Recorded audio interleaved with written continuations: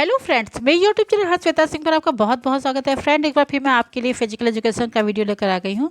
Video अच्छा है तो लाइक कमेंट जरूर कीजिएगा, चैनल पर नए हो तो प्लीज़ सब्सक्राइब जरूर कीजिएगा। तो फ्रेंड्स, जैसा कि मैंने आपको बताया था कि अब मैं सारी शिक्षा के अकॉर्डिंग जो आपके सिलेबस वाइज है, मैं वही आपको वीडियो दूँगी, तो उससे रिलेटेड है। तो इससे पहले मैंने आपके फिजिकल एजुकेशन की हिस्ट्री से रिलेटेड एक वीडियो दे रखा था, तो उसी को आगे मैं कंटिन्यू कर रही हूँ। तो चलिए देखते हैं क्या है इस वीडियो में। तो हमारे आज की वीडियो का टॉपिक है शारीरिक शिक्षा का इतिहास। तो उसमें आपका है होमरिक काल। ठीक है, होमरिक काल है। तो इसमें हम देखते क्या है कि पहले हम जान लेते हैं कि आपका जो शारीरिक शिक्षा की जो फिजिकल एजुकेशन की हिस्ट्री थी उसमें क्या है। तो इसमें है सबसे पहले आपका ग्रीस कई छोटे छोटे राज्यों से मिलकर बना था। जो हमारा सबसे पहले जो आपका जो हमारे फिजिकल एजुकेशन की हिस्ट्री जहाँ मानी जाती है तो हमारी ग्रीस से है। तो जो आपका ग्रीस है, तो ग्रीस जो है आपका कई छोटे छोटे राज्यों से मिलकर बना था। ध्यान रखिए, कई छोटे छोटे राज्यों से मिलकर बना था, जिसे, ठीक है, ध्यान रखिएगा, जिसे सिटी स्टेट कहा कहते थे। ठीक है, जिसे सिटी स्टेट कहते थे। ग्रीस कई छोटे छोटे राज्यों से मिलकर बना था, जिसे सिटी स्टेट कहते थे। और यह सभी राज्य संस्थान, जो जितने राज्य थे, ये आपस में वर्चस्व के लिए लड़ते रहते थे। ठीक है, ध्यान रखिएगा, जो सभी राज्य थे, यहाँ पे आपका धन भी हो जाएगा, एक सेकेंड, ये संस्थान ना करके ये सभी राज्य आपस में वर्चस्व, ठीक है, वर्चस्व और धन के लिए, ठीक है, ठीक है, ये सभी राज्य आपस में धन व वर्चस्व के लिए लड़ाई करते थे अक्सर। नेक्स्ट है आपका, इस सिटी स्टेट में आपके जो ये सिटी स्टेट कौन कौन से थे, तो इसमें आपका है यूनान, स्पार्टा, क्रीट, क्रोटोन जैसे अन्य कई राज्य आते थे। ठीक है, ग्रीस जो है कई छोटे छोटे राज्यों से मिलकर बना था, जिसे आपका सिटी स्टेट कहा जाता था। इस सिटी स्टेट में आपके यूनान, स्पार्टा, क्रीट, क्रोटोन जैसे अन्य कई राज्य आते थे। नेक्स्ट आपका कि इन राज्यों में एथेंस व स्पार्टा प्रमुख राज्य थे। जो आपके सिटी स्टेट थे उसमें आपका एथेंस व स्पार्टा जो था वो प्रमुख राज्य था। हम सभी जानते हैं कि सारी शिक्षा का जो इतिहास है, ठीक है, सारी शिक्षा के इतिहास में हम इन्हीं एथेंस और स्पार्टा के बारे में पढ़ते हैं। ध्यान ध्यान रखिए, यहाँ पे शारीरिक हो जाएगा। ठीक है, तो सारी शिक्षा के इतिहास में स्पार्टा और एथेंस के बारे में हम ज़्यादा पढ़ते हैं, तो वो आपका प्रमुख है सारी शिक्षा के विकास में। चलिए नेक्स्ट है, स्पार्टा एथेंस दोनों एक दूसरे से बिल्कुल विपरीत थे। स्पार्टा और एथेंस, जैसे नॉर्मली लोग स्पार्टा और एथेंस को एक साथ बोल देते हैं तो लोगों को लगता है कि एक ही जैसा है, लेकिन ध्यान रखिएगा, स्पार्टा और एथेंस जो है, ठीक है, स्पार्टा और एथेंस दोनों राज्य एक दूसरे से बिल्कुल विपरीत थे, एक जैसे बिल्कुल नहीं थे। नेक्स्ट है आपका, स्पार्टा और एथेंस ने शारीरिक शिक्षा, यहाँ पे बार बार ये शारीरिक की जगह सही हो जा रहा है, ठीक है, ध्यान रखिएगा, ये शारीरिक है आपका। ठीक है, स्पार्टा और एथेंस ने शारीरिक शिक्षा के इतिहास में अपनी गहरी छाप छोड़ी। मतलब जो शारीरिक शिक्षा का विकास हुआ था उसमें एथेंस और स्पार्टा का बहुत प्रमुख स्थान है। हम उसके बारे में विशेष रूप से जानेंगे। चलिए नेक्स्ट देखते हैं कि स्पार्टा में तानाशाही था जबकि एथेंस में लोकतंत्र था। स्पार्टा और एथेंस, जैसे मैंने कहा कि दोनों बिल्कुल एक दूसरे के विपरीत थे।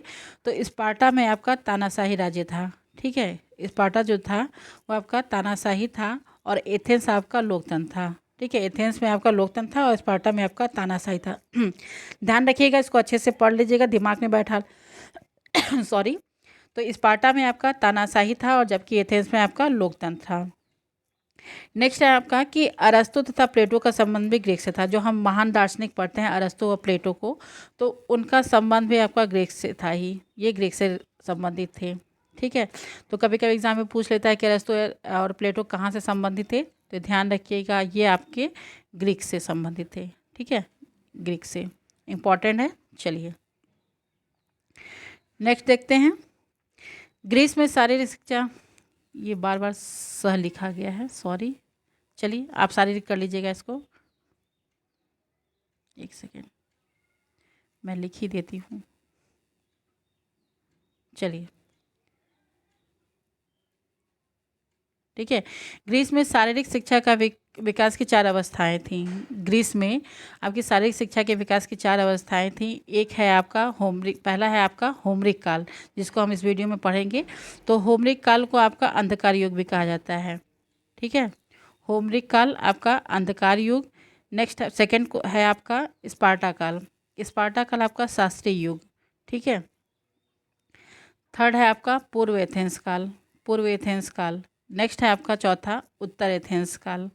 ठीक है, हम ग्रीस के बारे में पढ़ेंगे और इन्हीं 4 अवस्थाओं में, चार अवस्थाओं में, चारों कालों में कैसे हमारा शारीरिक शिक्षा का विकास हुआ था, हम उसके बारे में इन्हीं 4 कालों में ही आपका शारीरिक शिक्षा का विकास हुआ था। तो हम अच्छी तरह समझने के लिए इसको 4 भागों में बांटे हैं। तो चलिए देखते हैं क्या है। फर्स्ट है आपका होमरिक काल। ठीक है, फर्स्ट है आपका होमरिक काल। तो होमरिक काल में आपका है, ये आपका 1100 बीसी से, ठीक है, ये आपका 1100 बीसी से 800 बीसी तक है।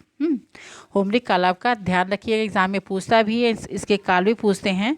तो फर्स्ट हम होमरिक काल पढ़ेंगे। होमरिक जो पहली अवस्था थी आपकी, तो शारीरिक शिक्षा के विकास की, तो आपकी होमरिक काल थी। और होमरिक काल में आपकी 1100 बीसी से 800 बीसी था। नेक्स्ट हम देखते हैं, तो यहाँ हम आपका होमरिक काल के बारे में ही पढ़ेंगे। तो क्या है इसमें, होमरिक काल में होमर नाम का एक कवि हुए थे। ठीक है, होमरिक काल में होमर नाम के एक कवि थे। ठीक है, तो ये आपका होमरिक काल है। मेन आप इनके लिए ये फेमस है होमरिक काल। तो होमरिक काल में आपके होमर नाम के एक कवि थे जो कि देख नहीं सकते थे। ठीक है, ये देख नहीं सकते थे, ये देख नहीं सकते थे, मतलब कि ये अंधे थे। ठीक है, होमरिक काल में आपके एक होमर कवि थे जो कि अंधे थे, ध्यान रखिएगा। फिर इसका हम देखते हैं कि होमर ने 2 महाकाव्य की रचना की। क्या हुआ कि होमर जो थे आपके अंधे थे, लेकिन इन्होंने 2 महाकाव्य की रचना की। ये मतलब इन्होंने गा के कविता को सुनाया होगा, तो उसको किसी ने उसको आपको लिखा होगा। तो चलिए, तो इसमें आपके हम जान लेंगे, समझ लेंगे इस चीज़ को कि होमर ने 2 महाकाव्य की रचना की। तो इसमें एक है आपका इलियड, दूसरी है आपकी ओडिसी। ठीक है, ध्यान रखिएगा, इंपॉर्टेंट है, पूछता है एग्जाम में, पूछता है कि इलियड ओडिसी किसकी रचना है, या होमर के कौन से 2 रचनाएं हैं, या फिर होमर आपके कौन से काल के थे, होमर जो कवि थे, या इलियड ओडिसी किस काल की रचना है। कहीं से भी घुमा के पूछता है, इंपॉर्टेंट है, ध्यान रखिएगा कि होमर ने इलियड ओडिसी नामक 2 ग्रंथ की, महाकाव्य की रचना की थी। ठीक है, फिर इसमें क्या हम देख लेते हैं कि जो ये आपका एक बार हम देख लें कि इलियड और ओडिसी जो था, इलियड में क्या था कि इलियड जो आपकी जो महाकाव्य है उसमें ट्रोजन युद्ध हुआ था। ग्रीस काल में आपका ट्रोजन एक युद्ध हुआ था। तो जो कि ये मतलब उसी का वर्णन, ट्रोजन युद्ध का वर्णन ही आपका इलियड में है। और यह ट्रोजन युद्ध जो हुआ था यूनान और ट्राय के जो आपके सिटी स्टेट थे, तो उसमें मैंने कहा था कि राज्य के लिए, धन के लिए, अपनी प्रतिष्ठा के लिए ये युद्ध करते थे। तो ये युद्ध जो आपके यूनान और ट्राय के बीच में, ठीक है, ध्यान रखिएगा, यूनान लिख देती हूँ। चलिए, कोई ज़रूरत नहीं, उतना खास पूछेगा नहीं, आपको बस जानकारी के लिए मैं बता दूं कि यूनान और ट्राय के बीच में युद्ध हुआ था, जिसे ट्रोजन युद्ध है, इसको लिख देती हूँ, जिसे ट्रोजन युद्ध कहा जाता है। ठीक है, ट्रोजन युद्ध कहा जाता है। तो उस ट्रोजन युद्ध का वर्णन है। ठीक है, और जो ओडिसी है, ठीक है, ओडिसी जो है, तो जो ट्रोजन युद्ध हुआ था उसमें आपके ओडिसियस नाम के जो जाति के कुछ सैनिक थे जो अपना युद्ध करने गए थे वहाँ पे। तो वो 10 से 15 साल बीत गया, तभी भी ये जो आपके ओडिसियस सैनिक थे वो वापस अपने घर नहीं आए थे। तो ऐसा लगा कि ग्रीस वासियों को कि वो ओडिसियस मर गए हैं, अब वो कभी वापस नहीं आएंगे। लेकिन जो उनकी पत्नियां थीं, ध्यान रखिएगा, ओडिसी में इसका वर्णन है कि जो ओडिसियस की पत्नियां थीं, जो ओडिसियस सैनिक थे, उनकी जो बीवियां थीं, उनको ये पूरा विश्वास था कि हमारे पति वापस आएंगे एक दिन। लोगों का मानना था कि हाँ नहीं, वो मर गए हैं, लेकिन उनकी पत्नियों को विश्वास था कि वो एक दिन आएंगे। तो इन्हीं चीज़ों का वर्णन इसका आपका ओडिसी में है। ठीक है, इलियड में आपके ट्रोजन युद्ध का वर्णन है, और ओडिसी में आपका ओडिसियस जो सैनिक थे उनके घर ना आने और उनकी पत्नियों के दुख के बारे में वर्णन है।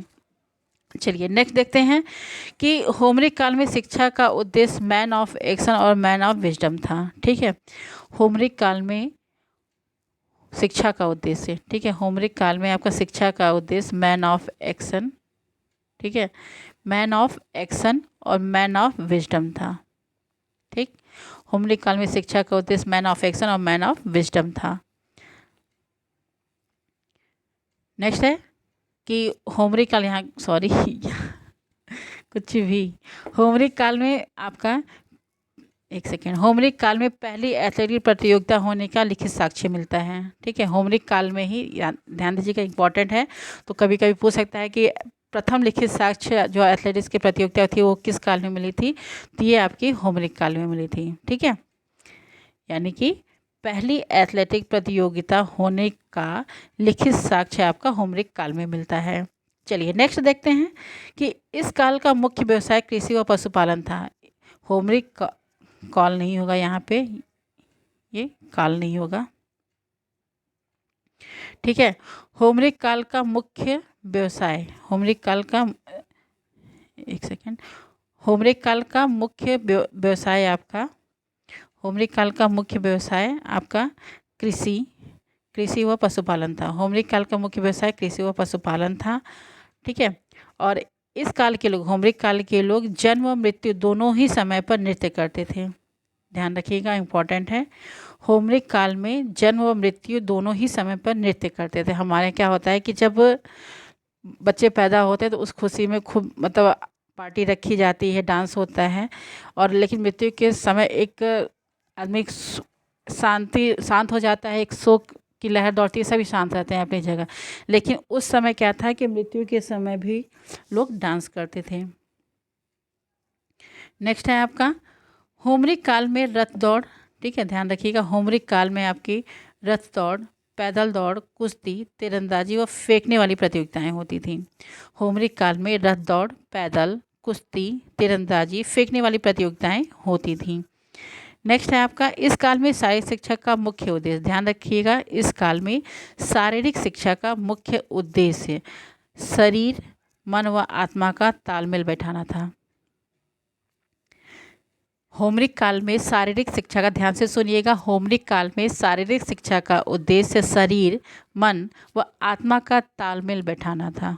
ठीक है, तो ये रहा हमारा होमरिक काल। नेक्स्ट वीडियो में हम आपका और आगे पढ़ेंगे।